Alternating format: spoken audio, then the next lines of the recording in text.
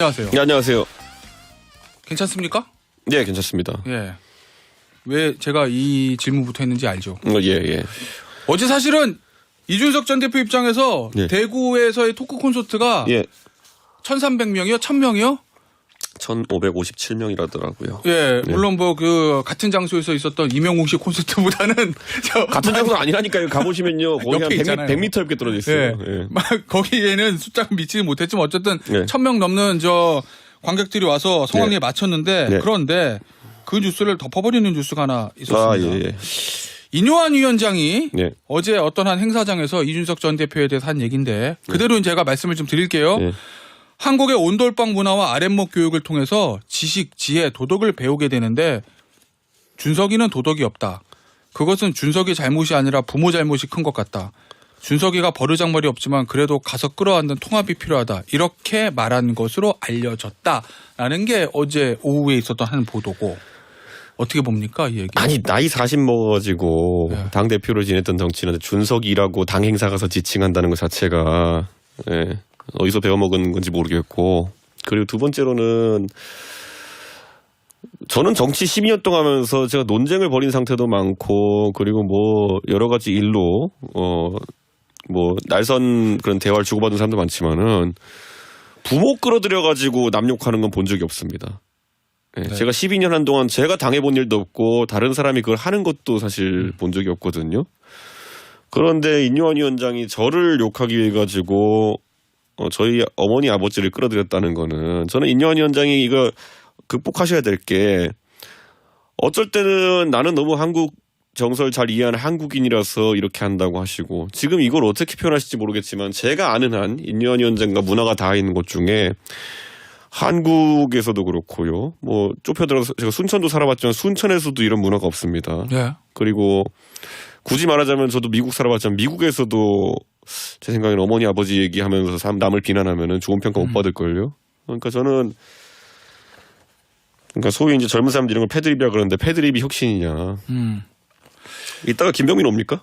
김병민 최고위원 뭐 오늘 코너 있죠. 예. 한번 물어봤으면 좋겠어요. 이게 김병민 최고위원 기준으로는 어떤지. 알겠습니다. 자, 그런데 물어볼 거예요? 예? 물어봐 드릴게요. 예. 예.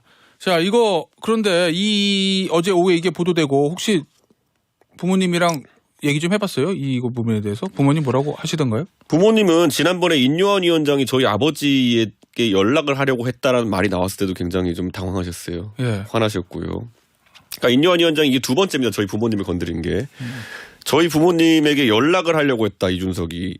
그거는 연락할- 이거랑은 조금 상황은 다르잖아요. 그러니까 근데 그것도 생각해보면요. 네. 왜 저희 아버지한테 연락을 하려고 했다고 합니까? 그리고 실제로 저희 아버지는 연락 받으신 게 없어요. 예. 그럼 왜 공개적으로 그런 말씀 하셔가지고 남의 집을 자꾸 건드립니까? 이게 반복되고 있잖아요. 그러니까 이게 이분이 지금, 저는 아까 말했듯이 이중 정체성을 지금 가지고 계시다고 봐요. 저는 네. 다문화 그런 가정이기 때문에.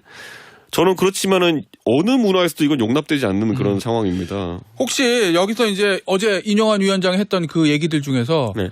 부모님에 대해서 가정교육 얘기한 그 부분 빼고 네. 예를 들어서 뭐 버르장머리가 없다. 네. 뭐 그런 표현들. 이준석 소위 말하는 그동안 여러 번 좀 일각에서 제기됐던 이준석 전 대표의 인성론 이런 문제에 대한 지적 여기에는 어떻게 보세요? 이런 그건 또 부분. 한쪽으로 가면은 그거는 꼰대론이죠.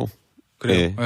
예. 예, 왜 그런 걸 들고 나온지는 알겠으나 네. 지금 상황에서 정치라는 곳은요 굉장히 냉정하게 이제 각자의 정견을 겨루는 곳인데 네. 거기서 인성 뭐 이런 거 들고 나와가지고 뭘 하자는지 모르겠고, 제가 영어로 했다고 막 그렇게 했는데 네. 영어로 무슨 말 했냐면요, 첫 문장이 이거예요. 미스터 린튼, 당신의 가족은, 당신은 굉장히 존경받는 가족의 가문에서 나왔다. 당신의 가문이 한국에서 했던 모든 일에 대해서 나는 감사하다가 첫 문장이었어요. 저는 인요한 위원장의 가문에 대한 존경으로 제 말을 시작했습니다. 근데 이건 아니잖아요. 이건 아버지 어머니 얘기가 왜 나옵니까 도대체. 앞서 그 얘기 했었잖아요. 왜 그랬는지는 알겠다고. 그러면 인요한 위원장에 뭔가 노림수가 있었다는 얘기예요? 저는 끝없이 이런 쪽으로, 그러니까 이분이 한번 보세요. 한쪽에 가서는 뭐 이준석을 만나고 싶다, 뭐 한쪽에서는 이준석이랑 함께해야 된다 이렇게 얘기하시면서 네. 제가 여기 지금 이거는 공개적인 게 아니라서 그렇지 사실 이분이 아직 여의도 문화에 적응 못한 게요. 이분이 여의도에서 사석에서나 아니면은 식사 자리에서 뭐라고 하는지가 저한테 다 들어와요. 그래요. 예. 네. 거의 네. 말씀하시면 3, 40분으로 다 들어오거든요.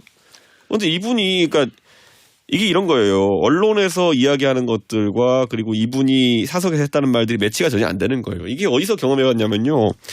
윤석열 대통령께서 앞에서 얘기할 때는 이준석은 100년에 한 번 나올 당대표다 이런 말씀하셨어요. 예. 예. 이 대표님 덕분에 대선 이겼단 말도 했어요. 예. 뒤에 가서는 뭐 이런저런 얘기 하셨던 거 아닙니까? 저는 그러니까 그래요? 정치하면서 제가 간단히 말씀드리면 저는 앞과 뒤가 다른 사람들이 뭐 많지만은 저는 이제 학을 뗐습니다. 그런 사람들한테. 알겠습니다. 근데 어제 이제 그 보도됐던 이노환 위원장의 얘기의 마지막 문장은 이 전 대표가 버르장머리가 없지만 하지만 그래도 가서 끌어안는 통합이 필요하다. 어쨌든 결론은 끌어안는 통합이 필요하다는 게 이게 이제 결론인데 얘기에 이노환 위원장이 어저께 던지고 싶었던 메시지 이거 아닐까요? 그럼 혹시 그거 하는데 아버지 어머니 얘기가 필요합니까? 그럼 그 얘기 빼고 그러니까 도대체 네. 어떤 사람이 누군가 잘해보고 싶다 얘기하면서 어머니 아버지 얘기를 합니까?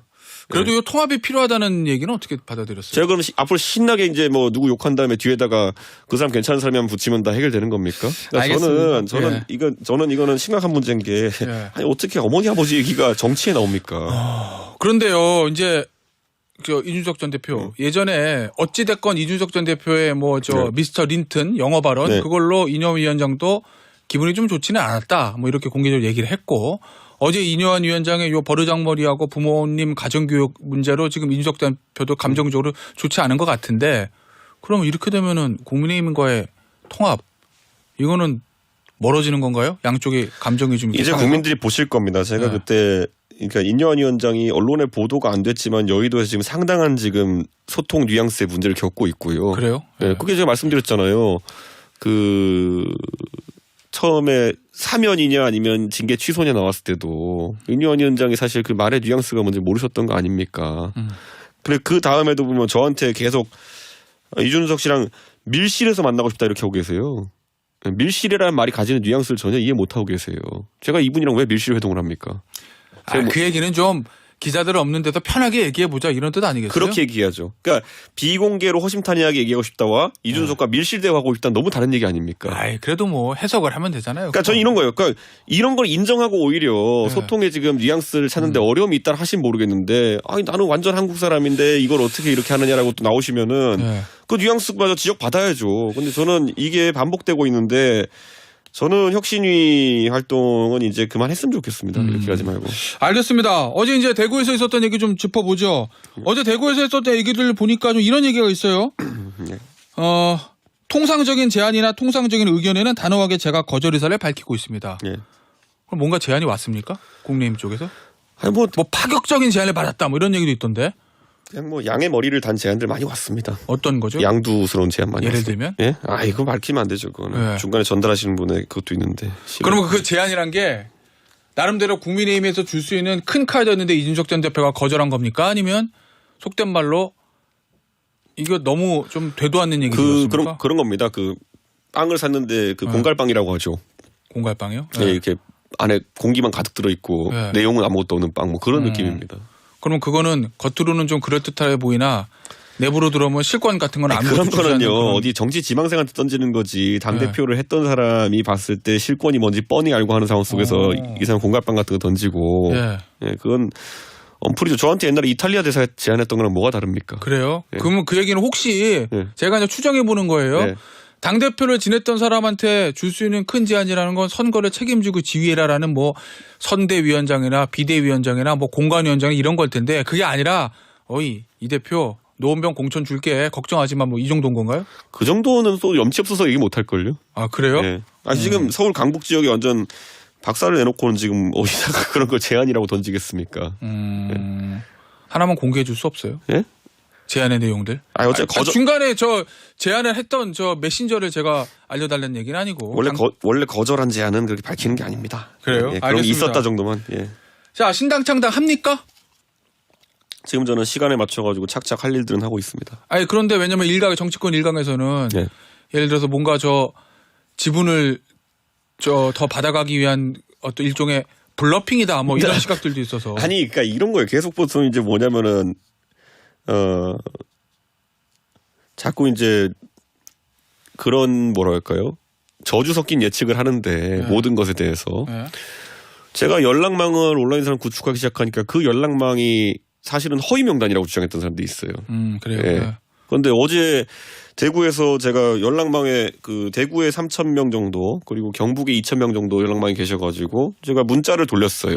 그리고 아름아름 오신 분도 있겠지만은 1,600명 가까운 분이 모였어요. 그 말은 그 연락망이 허위일 수는 없다는 거거든요. 그러니까 뭐든지 그렇게 겸해하고 허위라 그러고 어제 뭐 임영웅 씨 콘서트에 온 사람들을 제 행사에 온 것처럼 하려고 한다고 했는데 예. 실내 행사였어요. 예. 그러니까 섞일 수가 없는 구조예요. 예, 밖에 카메라도 없어요. 예. 언론사 전부 다 실내 안에 있었어요. 그런 근데 기사가 났었죠. 아니 그 기사 크게 키웠잖아요. 예. 그래가지고 무슨 아니 제가 정치하면서 그렇게 잔머리 굴리면서 했으면 제가 대선 지선 이겼겠습니까? 그러니까 그러니까 다들 그런 거예요. 어떻게든 흠집 내려 그러고 어떻게든 바보 만들려 그러고 다 그렇게 본인들이 그렇게 사니까 남들도 그렇게 살 줄 아는 거죠. 알겠습니다. 저 어제 대구에서 이런 얘기했더라고요. 네. 저는 약속했던 대로 대선 승리를 만들어냈습니다. 제가 더 큰 전쟁에 앞에 설 수 있도록 도와주십시오. 네. 이 얘기는 신당을 창당해서 내년 총선을 치르는데 대구를 기반으로 하는 정당을 만들겠다. 대구가 핵심이다. 저는 뭐 이런 의사를 표현한 거를 이해도 됩니까? 저는 제3당을 만들겠다고 하는 사람들이 보통 네. 지금까지의 호남 기반으로 했던 국민의당 정도 외에는 네. 저는 크게 성공한 사례가 없다 이렇게 봅니다. 또는 JP가 충청 기반으로 했던 그런 자민련 외에는 저는 그게 뭐 지역 정당을 만들겠다는 취지라기보다는 저는 그 시기에 가장 제가 봤을 때 문제가 되는 아젠다 하나를 잡아가지고 그걸 해결하겠다는 의지가 있어야 되는 것이고 그때 JP는 어쨌든 그 당시 여당의 일방주의에 대해 가지고 결국 지역 기반으로 저항했다 이렇게 보는 거고 안철수 의원 같은 경우에도 그 당시에 친문계 또는 친노계의 그런 일방주의에 대응해 가지고 얘기한 거고요. 저도 그러면 의미가 있는 지점 하나 찾아야 된다. 막연하게 뭐 수도권에 스윙 보터가 많기 때문에 수도권 기반으로 한다 이런 시도는 지금까지 잘 되지 않았어요. 예. 그러니까 그게 어렵죠, 그게. 어렵죠. 그러니까 신당으로서 호남에 가서 붙는 거, 신당으로서 충청도에 가서 붙는 거, 신당으로 영남에 가서 붙는 것이 사실 영남은 한 번도 그런 걸 경험해보지 못했어요. 유일하게 친박 연대와 친박 무소속 연대가 한번 해봤는데 네. 저는 충분히 도전할 가치가 있다고 생각합니다. 내년 대구 출마를 준비하고 있습니까? 대구인지 부산인지 포항인지 아니면 구미인지 모르겠습니다만은 네. 영남으로 가면 대구겠죠. 어제 가보니까 제일 그 현장에 저희 대구 경북 지지자들이 모였는데 가장 여러와 같은 반응이 있었던 건 구미긴 하더라고요. 아 그래요? 네, 근데 네. 구미는 제가 살면서 제가 많이 가보지 않아서 잘 모르겠습니다. 대구 출마 가능성을 배제하지 않고 있다 이렇게 이해하면 되죠. 저에게 항상 최우선 과제는 노원병에 당선되는 겁니다. 그래요? 네. 알겠습니다. 노원병은 카드도 아직 접진 않았습니까? 전 접은 적이 없고요. 저는 노원병에서 네. 제가 정치하는 것을 의미를 상당히 부여해서 어떤 네. 사람이 10년 가까이 투자했다는 거는 당연히 의지를 갖고 한 거 아니겠습니까? 알겠습니다. 주제 좀 바꿔볼게요. 네. 한동훈 법무부 장관 얘기 좀 해보죠. 예. 아주 유치하게 질문해보면 예. 한동훈 장관 좋아합니까? 저는 싫어할 이유는 없습니다, 지금. 아 그래요? 왜냐하면 저는 제가 웬만큼 저를 뭐 직접 공격하거나 이런 사람 아니면은 네. 항상 선의를 갖고 이렇게 보거든요. 네. 예. 제가 사실 그래서 김병민 최고위원 같은 사람도 좋아해요. 근데 요즘 어두운 길에 빠져가지고 막 저를 직접 공격하고 사이비 평론가라 그러고 하니까 예. 요즘 그냥 좀 이상하게 보는 거지. 한동훈 장관은 그러면 장차 이준석 전 대표의 정치적 라이벌이 될 것 같습니까? 동지가 될 것 같습니까? 아니 근데 우리 이거 네. 내가 보면 제가 특출나게 정치에서 성취가 빠른 편이지. 네. 윤 대통령이랑 한동훈 장관이 띠동갑이고 저랑 한 장관이랑 거의 띠동갑이거든요. 그냥 띠동갑이에요. 거의가 아니라. 네, 그러니까요. 그러니까 저는 모르겠습니다. 제가 정치에 있어서는 조금 더 빨리 성취한 부분도 있을지 모르겠지만 한 네. 장관도 그 공무원의 영역에서 상당히 빠르게 성취를 했고 근데 그래도 저랑 띠동갑 차이입니다. 아니 제가 그 얘기를 왜 자꾸 물어보냐면 네. 사실 이준석 전 대표가 네. 대한민국의 정치인이라든지 현 여권 인사들에 대해서 평가를 할 때 네. 굉장히 그래도 좋게 평가한 거의 유일무이한 사람이거든요. 한동훈 장관이 제가 알기로는 공개적으로나 비공개적으로나 그래서 한동훈 장관에 대해서 유독 그렇게 좋게 평가를 하는 이유가 뭔가. 제가 긁지 않은 복권이라 얘기하잖아요. 그래서요? 네, 그 긁지 않은 복권에 대해 가지고 제가 뭐 미리 낙담할 필요는 없죠. 근데 제가 이 말은 꼭 해요. 한동훈 장관이 이제 예전에 황교안 대표도 사실 보수 진영의 거의 거두처럼 이렇게 정치에 등장하셔가지고 네. 첫 선거 때 좀 혼란을 겪으시고 그 다음에 믿기지 않는 선거 패배를 당하니까 부정선거론자로 가셨어요. 예. 근데 그러면서 황교안 장관의 뭐 예를 들어 황 장관도 상대적으로 젊은 장관의 뭐 송진당 해상 같은 성취가 있고 그리고 또 외모 발성 다 준수하시고 되게 뭐 매니악한 정치인이 되실 수 있는 가능성이 있었는데 예. 어둠의 길로 빠지셨잖아요. 저는 한동훈 장관도 밝은 세상만 걸어라. 분명히 이게 보수의 좀 덩어리가 커지면요. 예. 접근한 사람이 있습니다. 뭐 내가 네 대통령 만들어줄게 이러면서 와가지고 조직 만들어줄게 이러면서 와가지고 슬슬 이제 뭐 부정선거 담론 같은 거 씌우고 하는 분들이 있거든요. 예. 그 길에 빠지면 망하는 거 한순간입니다. 지금까지 행보는 어떻게 평가합니까?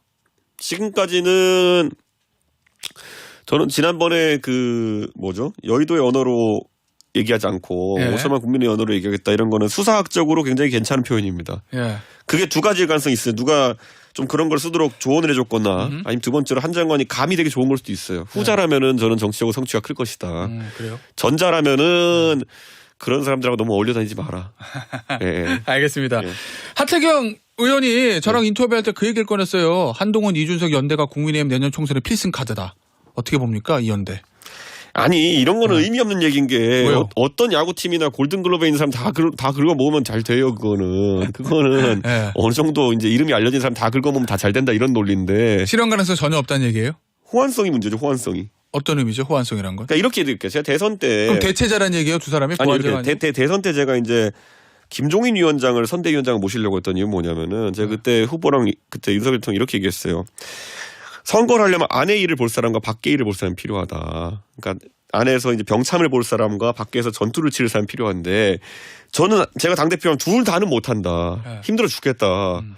실제로 우리 옛날에 초한지 이런 걸 봐도 소화가 있고 한신이 있고 장량이 있고 이렇잖아요. 네. 그거 다 각자 역할 해도 힘들다. 네. 그런데 그때 그 후보가 처음에는 그래서 김종인 위원장이 밖의 일을 보고 메시지전을 하고 제가 병창을 본 형태로 갔는데 갑자기 어느 순간 된 건 김종인 위원장을 잘라버려가지고 저 네. 죽는 줄 알았거든요. 건강 다 망가지고. 근데 이런 거에 선거를 하려 그러면 여러 가지 그 레고 블록 맞추는 것처럼 블록을 맞춰야 돼요. 그럼 그 얘기는 두 사람의 역할이 겹친다는 얘기예요? 총선의 간판으로? 저는 지금 한동훈 장관이 병참 역할을 하기에는 당무를 모를 거라 생각합니다. 뭐 당경험이 없으니까 그건 그럴 수 있죠. 그러니까 아마 밖에서 대중 정치를 해야 될 텐데 네. 대중 정치하는 역할로는 저랑 겹칠 수도 있습니다. 지금 상황에서. 네. 역할이 겹쳐서 시너지가 안 날 거다? 그리고 지지층이 갈렸잖아요. 그러니까 뭐냐면은 단순 합의되기에는 한동훈 일각에서는 지지층이 갈려서 훨씬 더 좋을 거다 이런 얘기도 하던데. 근데 하태경 의원도 그 얘기했거든요. 그러니까 이런 거예요. 자, 보수 정당에 예를 들어 한 최대한 45 정도의 덩어리가 있다 치면은 네. 한동훈 장관이 가지고 있는 덩어리라고 하는 것이 실제 지금 윤석열 대통령이 바이든 날리면을 겪으면서도 한 25에서 30 사이는 나왔거든요, 지지율이. 요 덩어리는 항상 그전에도 나경원 대표를 밀었고 황교안도 밀었고 이번에 한동훈을 밀고 있는 겁니다. 예. 그 덩어리가 커요. 예. 그렇기 때문에 네이버 댓글란 같으면 이분들이 목소리가 커 보여요. 근데 선거를 승리를 위한 임계점을 가기 위한 10% 15%는 수는 적어 보이지만 이거 없으면 못 이기는 거거든요. 그러니까 이게 그 보면은 선거 때는 이 10, 15가 굉장히 소중해 버리지만은 선거 끝나고 나면은 이 30, 40의 덩어리가 5와 10, 15 정도 된 덩어리를 밀어내 가지고 그냥 독점하려고 합니다. 예. 이게 구조적으로 반복돼 왔고 지금도 그게 일어나 가지고 이 꼴이 난 겁니다. 그러니까 저는 근데 한동훈 장관이 만약에 이 30, 35의 덩어리에 올라타 있는 상황 속에서는 예. 항상 비슷한 문제가 발생할 거예요. 그러니까 제가 말하잖아요. 밝은 세상으로 가라. 그래요. 네. 지난번에 아마 제가 그렇게 질문했을 거예요. 윤석열 대통령이 이준석 전 대표에게 자 우리 다시 한번 잘해보자라고 얘기를 해도 변화가 없습니까? 라고 물어봤을 때 이준석 전 대표가 아마 제 기억에 윤석열 대통령에 대한 신뢰가 없어서 안 됩니다. 이렇게 대답한 것으로 제가 기억을 하거든요. 안 믿죠. 네. 네. 만약에 한동훈 장관이 그런 제안을 해온다면 어떻게 하겠습니까? 저는 애초에 한동훈 장관하고는 정치적인 대화를 해본 적이 없기 때문에 제가 요즘 이제 신당을 할지 모른다 그래서 새로운 분들을 만나가지고 그분들하고 두 번, 세 번 밥 먹고 이렇게 지금 서로 알아가는 단계거든요. 저 신중하게 하지 되게 그렇게 만나보니까 유 코리안 젠틀맨 이런 거 잘 합니다. 네. 네. 그 얘기는 어떤 의미죠? 저는 한동훈 장관이 대화를 대화를 제안에 와도 받아들일 수 있다? 아니 한동훈 장관은 잘 모릅니다. 제가 아는 한동훈 장관에 대한 정보는 거의 한 40%가량은 김태현 변호사가 해준 얘기예요. 그래요? 예, 그렇기 때문에 예. 몰라서 판단하 대답할 수 없다 이런 얘기군요. 나머지 한 60%는 기사에서 본 걸 거고요. 알겠습니다.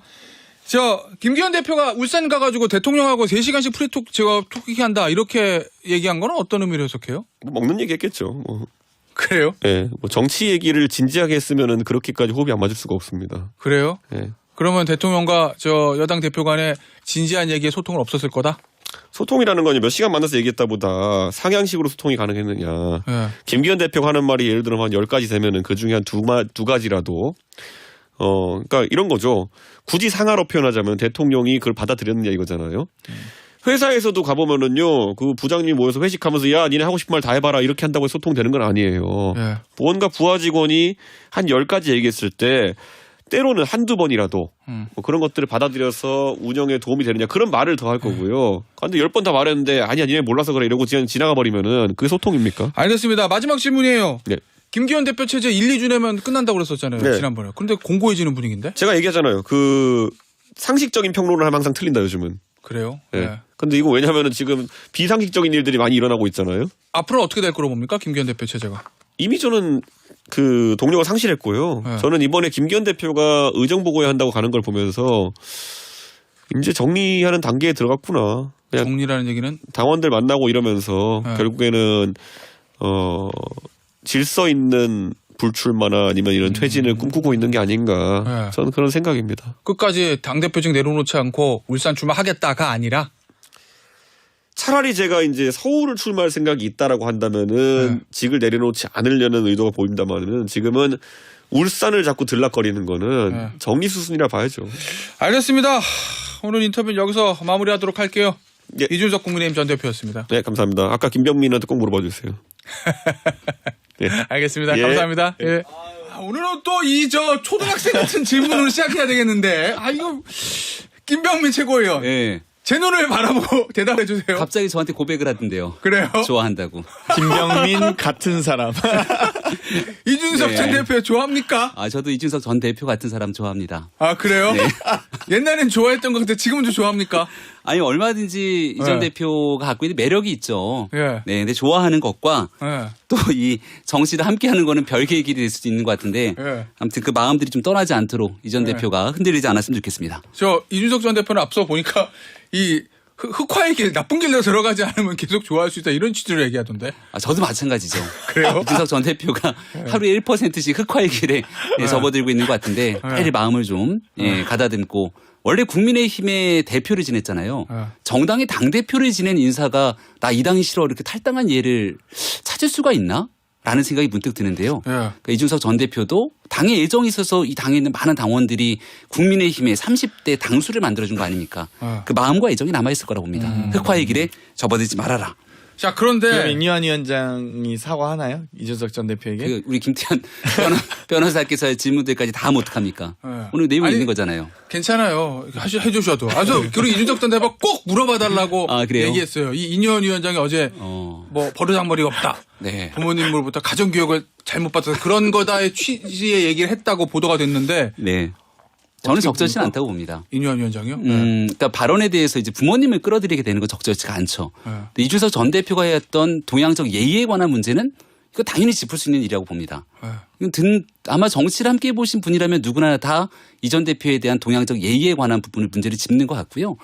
그리고 이게 이제 이 전 대표 자꾸 가서 밖에서 자기를 욕하는 사람도 있다 그러는데 실제 이 정치인을 대상으로 욕이라고 하는 내용들이 여의도에 퍼졌던 거 이 전 대표가 안철수 의원을 향해서 했던 얘기들 다 기억나잖아요. 그러니까 이런 일들이 쌓이고 쌓이다 보니까 동양적 예의에 관한 문제들이 나오게 되는데 문제는 지적할 수 있으나 그렇다고 부모님까지 꺼내드는 건 적절치 않았다 얘기 드립니다.